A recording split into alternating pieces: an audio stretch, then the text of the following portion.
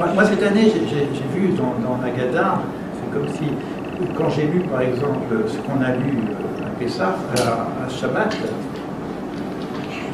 tout le dialogue entre Moïse et Dieu, où Moïse ne comprend pas ce qui se passe. C'est Moïse qui parle. Je ne sais pas si vous vous imaginez, Moïse qui a vécu l'expérience du sang ardent. Il a un contact direct avec Dieu. Dieu l'envoie en Égypte. Et ce qu'il voit, il ne comprend pas. Il lui dit, mais qu'est-ce que tu me fais? Tu m'envoies pour sauver ce peuple. Et finalement, qu'est-ce qui se passe? La souffrance est dédoublée. À quoi on joue? Il y a tout un rapport d'un dialogue entre Moïse et Dieu qui est le questionnement. C'est Moïse. Montre-moi ton chemin, montre-moi la voie. C'est Moïse qui parle. C'est pas nous. Nous, on peut poser montre-moi la voie, mais c'est Moïse qui dit ça. Et Dieu, qu'est-ce qu'il lui répond? T'en fais pas. Je suis Dieu. On ne comprend rien. Mais si on regarde les textes, qui est-ce qui parle? C'est Elohim. Le Dieu, Elohim, le Dieu de la nature, le Dieu créateur. Le Shefa, l'influence divine, la présence divine au nom du point de vue de Elohim. Et il dit, t'en fais pas, je suis Hachem. Je viens me révéler en tant qu'Hachem. Et après on voyait dans les autres parachas, mais tu m'as promis de te révéler au nom d'Hachem, mais qu'est-ce que je vois? Je vois que la rigueur, donc je vois qu'Elohim. Où est-ce que tu es, Hachem? Je ne te vois pas. Alors qu'au début, tu me dis, quand tu m'envoies, quel est ton nom? Ils vont me demander ton nom. Qu'est-ce qu'il répond? Ayez Hacher Ayez. Je serai qui je serai. C'est le nom d'Hachem avec le Aleph. Il y a toute une articulation sur le nom de Dieu. Le nom de Dieu, c'est Yud-Kevavke. C'est ça le secret d'Israël. Shema Israël, Hachem Elokeinu Hachem Echad. Écoute Israël, Dieu notre Dieu, Dieu Echad. Notre Dieu, Elohim, Hachem, on joue sur cette articulation entre ces deux noms. Donc on a quelque part, c'est un peu plus compliqué ce que je dis maintenant, c'est la présence divine. On ne connaît pas Dieu. On ne peut pas savoir de quoi on parle. Mais ce qu'on peut connaître de Dieu, c'est sa présence, sa manifestation. Il y a plusieurs noms divins. Donc il dit, je ne suis pas présenté au patriarche selon le nom d'Hachem, qui est Vavke, je me suis présenté sous le nom de Shaddai. C'est-à-dire que sous le nom des limites. Donc il y a un sens par rapport à ce nom.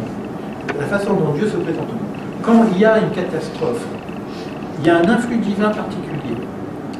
Lorsque c'est Dieu, Hachem, Yud-Kevavke, qui se manifeste, ça s'appelle aussi la bonté, l'amour, le grand amour. Or, qu'est-ce qu'on voit? Qu'est-ce que voit Moshe? Il dit, c'est Hachem qui va se manifester, et qu'est-ce qu'il voit? Il voit la catastrophe. Il dit, c'est quoi Hachem? Je ne comprends plus rien. Il dit, t'en fais pas. Je suis caché. C'est toujours moi. Ani Hachem. C'est un truc de fou. C'est-à-dire, c'est-à-dire que Dieu se cache dans des phénomènes qui s'appellent Elohim. Et on ne voit pas. On ne voit pas.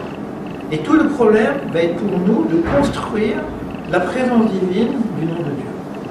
Tout ce que je vous ai fait là, c'est vraiment des toutes petites choses. Les kabbalistes ne font que ça. On appelle les yekudim. Coller les morceaux. Parce qu'on est responsable par notre comportement du Shefa divin. Je vais vous donner juste une phrase qu'on ne comprend pas d'ailleurs. On sait que Dieu donne de la force. Noten ose, que Dieu donne de la force. C'est facile, c'est l'influx divin, il donne de la force. Mais il y a un passage de la Torah qui dit Noten ose d'Elohim, que ce peuple qui était choisi, il va donner de la force à Dieu. Pourquoi il a besoin de force, oui? Comment on peut comprendre ça? Comment vous pouvez comprendre que ce que nous vivons, en fonction de ce que nous vivons, nous allons donner de la force à Dieu?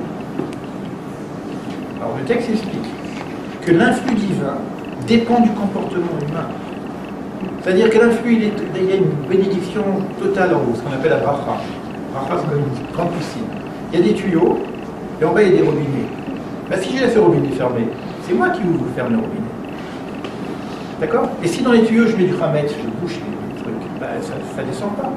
Donc en fonction de ce que nous vivons, de notre possibilité, de notre comportement, de nos prières, de nos cris, de notre relation avec Dieu, on donne la possibilité à Dieu, selon les lois qu'il a mis en place, de donner cette force. Noten ose Elohim. C'est-à-dire que le rapport avec Elohim écoutez bien ce que je dis, c'est un peu compliqué, mais je pense que vous pouvez comprendre, le rapport avec Elohim dépend du comportement humain. C'est un rapport de cause à effet. Dieu se manifeste en fonction de nos mérites. Elohim, mais pas Hachem. Hachem, il transcende nos mérites, il s'en fout de nos mérites, c'est l'amour. On ne mérite pas, c'est pas grave, il vient, il sauve. C'est pour ça qu'il n'y a que ce discours maintenant, c'est pas assez. Je ne vois pas où est Hachem. On a besoin d'un certain temps pour comprendre comment Dieu, Hachem est que nous, Echad, comment il se manifeste. Toute la Haggadah, il tourne autour de ça. Entre l'affikomène. Si je vous dis des trucs comme ça en vrac, c'est pas grave. Hein. Qu'est-ce qu'on fait avec l'affikomène? On casse la galette, on prend un morceau et on le cache. L'affikomène, ça veut dire cacher. Et on le cache. C'est la partie cachée du divin. Et on va le manger à la fin de la repas et on ne va plus rien manger derrière. On doit garder le goût de la galette, de cette libération. Donc on voit qu'on est en rapport avec le caché, le révélé. Caché, révélé, caché, révélé. Et aussi exil, Géoula. Souffrance, libération. Exil, libération. Donc on est dans ce rapport-là. Et c'est ça notre expérience. Matérialité, spiritualité. Universalité, singularité. Voilà, c'est ça un petit peu l'identité d'Israël.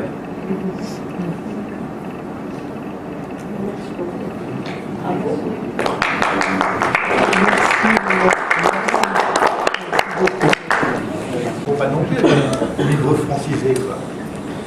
Donc il y a quelque chose, pour moi c'est magique, quelque chose d'énorme qui est en train de se passer devant nous. Et chaque Pessah, c'est un moment de réveil.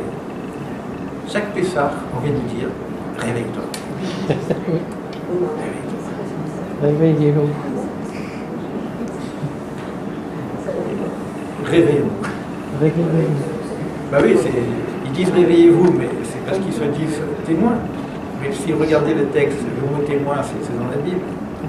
Témoin de l'humanité, on connaît, c'est marqué dans le Shema Israël. Le mot témoin est écrit. C'est-à-dire il y a une relation avec un témoignage de la relation à Dieu. Bon.